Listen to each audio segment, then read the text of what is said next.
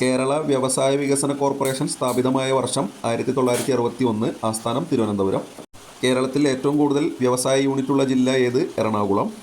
കേരള സംസ്ഥാന കരകൗശല അപ്പെക്സ് സഹകരണ സംഘം അറിയപ്പെടുന്ന മറ്റൊരു പേര് സുരഭി. ടൂറിസം വ്യവസായമായി കേരളം അംഗീകരിച്ച വർഷം 1986. കേരളത്തിൽ കാണപ്പെടുന്ന ടൈറ്റാനിയം അടങ്ങിയിരിക്കുന്ന ധാതു ഏത്? ഇൽമനൈറ്റ്. തിരുവനന്തപുരത്ത് ട്രാവൻകൂർ ടൈറ്റാനിയം ഫാക്ടറി സ്ഥാപിതമായ വർഷം 1946. കേരളത്തിൻ്റെ തീരപ്രദേശങ്ങളിൽ കാണപ്പെടുന്ന ഇന്ധനധാതു ഏത്? ലിഗ്നൈറ്റ്.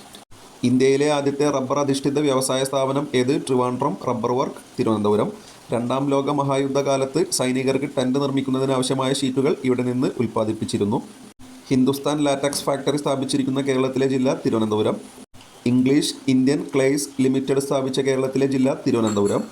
ഗ്രാഫൈറ്റ് നിക്ഷേപം കണ്ടെത്തിയിട്ടുള്ള കേരളത്തിലെ ജില്ല തിരുവനന്തപുരം. തിരുവനന്തപുരം ജില്ലയിലെ വെള്ളനാട്, ചാങ്ങ. കേരളത്തിലെ ജില്ലകളിൽ ഇൽമനൈറ്റിൻ്റെ